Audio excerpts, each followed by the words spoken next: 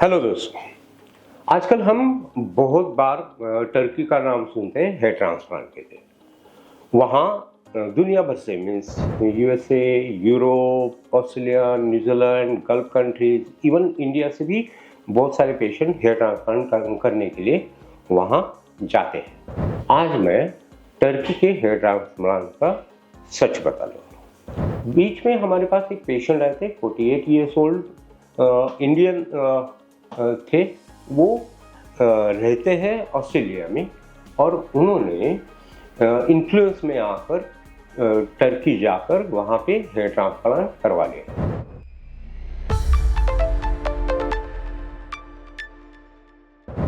तो ये है 48 ईयर ओल्ड पेशेंट। उन्होंने हेयर ट्रांसप्लांट किया था टर्की में। वहाँ पर उनको बोला गया था कि 6000 ग्राफ्ट लगाएंगे और उनका हेयर ट्रांसप्लांट जब हमने देखा तो उसमें आप ये देख सकते हैं कि ये आगे का जो लाइन है ये बहुत ही नीचे लाया गया है और वहाँ लाया गया है, एक स्ट्रेट लाइन दिख रहा है।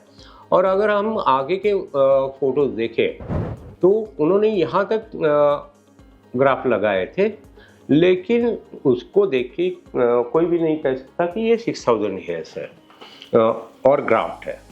मुश्किल से 2500 से लेके 3000 तक ग्राफ्ट लगाया जैसे लग रहा था।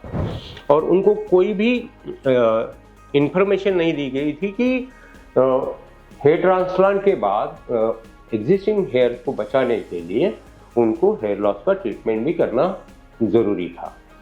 तो वहाँ पे उनका हेयर ट्रांसप्लांट एक पैकेज में हुआ था और फिर वो ऑस्ट्रेलिया गए।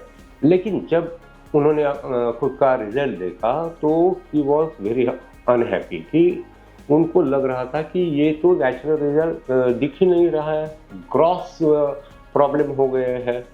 तो उन्होंने ये किया कि इंडिया में कहाँ पर अच्छा हेयर ट्रांसप्लांट हो सकता है, क्या कहाँ पर रिपेयर हो सकता है।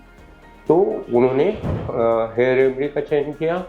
वो जब हमारे पास आए एग्जामिनेशन के लिए तो हमने देखा कि बहुत ज़्यादा हेयरलाइन नीचे लाया गया है। हमने उनको बोला कि हेयरलाइन बहुत ही ज़्यादा नीचे है, उसको रिपेयर करना ऑलमोस्ट इम्पॉसिबल है, क्योंकि एक तो पहले एक इंजरी हो चुकी है जहाँ पर उन्होंने ग्राफ लगाया है और अगर वहीं से ग्राफ निकालने की कोशिश करेंगे हम तो वहाँ पर पिगमेंट या बड़ा स्कार होने के चांसेस बहुत सारे रह जाते हैं। इसलिए हमने उनको सारी सिचुएशन का प्रॉपर ये दिया कि ये हेयरलाइन बहुत नीचे है, रिपेयर करना बहुत ज़्यादा डिफ़िकल्ट है।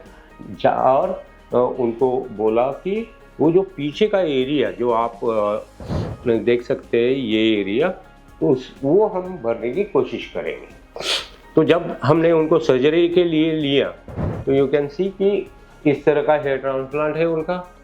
आप देख सकते हैं कि आगे ये एक लाइन में हेयर ग्राफ लगाए हैं, मल्टीपल हेयर ग्राफ्स है वहाँ पे, जिसकी वजह से वो ऑब्वियस दिख रही है।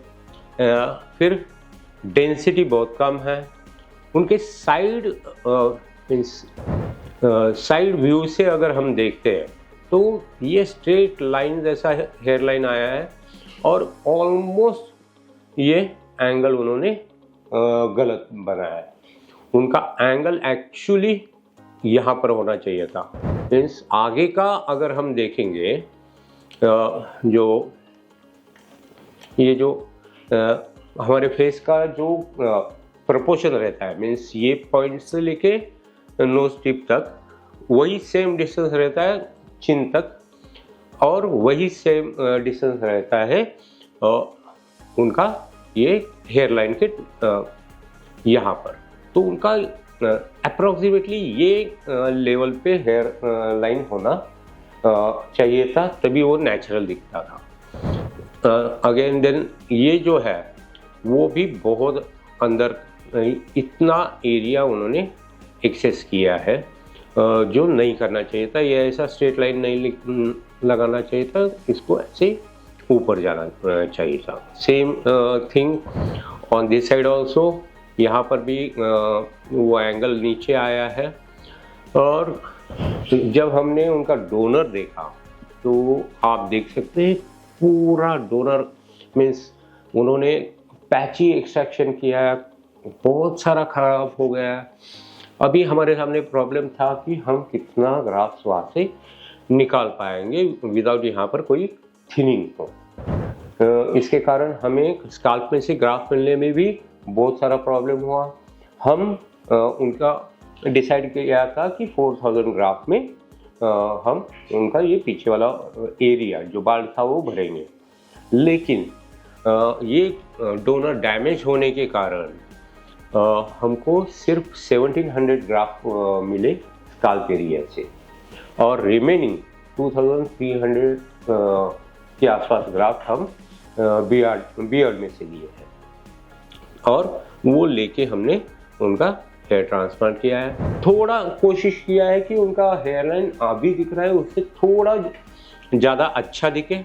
जैसे कि आप देख सकते हैं यहाँ पर हमने वो हेयरलाइन को थोड़ा इरेगुलर बनाने की कोशिश की है, वहाँ से ग्राफ निकाले हैं। ये वाला एंगल थोड़ा अंदर की तरफ जाए इसलिए यहाँ पर भी ग्राफ लिए हैं, और ऑन दिस साइड ऑल्सो हमने यहाँ पर ग्राफ लिए हैं और हेयरलाइन को इरेगुलर करने की कोशिश की है। हमने जब ग्राफ निकाले वहाँ से तो इस तरह निकालना पड़ा, बहुत ही डैमेज होने के कारण यहाँ पर हमको बहुत ज़्यादा ग्राफ नहीं ले सकी, क्योंकि अगर हम इससे ज़्यादा ग्राफ निकालने की कोशिश करते तो वहाँ पर भी थिनिंग होने का चांसेस था। तो ये है टर्की का सच। फर्स्टली कि वहाँ पर अच्छे डॉक्टर है, ज़रूर है, जो अच्छा रिजल्ट देते हैं, लेकिन बहुत सारे black market hair transplant centres वहाँ पे खुले। और सेकंड थिंग, मार्केटिंग थ्रू वो पेशेंट को एक लुक्रेटिव पैकेज देते हैं, जैसे कि उनको एयरपोर्ट से होटल में stay, then city tour and then hair transfer. वहाँ पर मार्केटिंग के थ्रू आपको एक पैकेज दिया जाता है, उसमें airport pickup, then stay, then city tour और सर्जरी उसमें रहता है।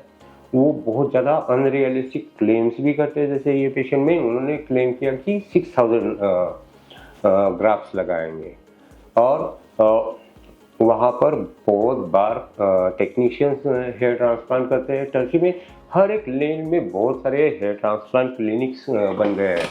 ये एक $1 बिलियन इकोनॉमी हो गई है हेयर ट्रांसप्लांट की। तो वहाँ गवर्नमेंट इंटरफेयर भी नहीं कर रही है, तो वहाँ जाके फंसने के चांसेस बहुत ज़्यादा है। ISHRS means international society of hair restoration surgeons ने एक कैंपेन चलाया, black market hair transplant campaign करके। अगर आप ये पिक्चर देखेंगे तो आप देख सकते हैं कि ये जनरल वार्ड जैसा माहौल है, पेशेंट सोया हुआ है, हर एक पेशेंट पर एक लड़की काम कर रही है, ना ही उसने कोई मैग्निफिकेशन पहना है और ना ही कोई असिस्टेंट है। यू कैन सी, ये पिक्चर में आप बराबर देख सकते हैं। और ऐसे सेंटर में बहुत सारे कॉम्प्लिकेशन होने के चांसेस भी रहते हैं। तो मैं doctor Sachin Pawar, hair transplant surgeon, Pune. मुझे लगता है आपको बहुत सारे पॉइंट्स मिल गए रहेंगे कि ये फेल्ड हेयर ट्रांसप्लांट कैसे होता है, टर्की में क्या क्या होता है। अगर आपके और कोई क्वेश्चन है तो आप हमें कमेंट सेक्शन में लिख सकते हैं। मैं और मेरी टीम आपके क्वेश्चन का आंसर देने की पूरी कोशिश करेंगे।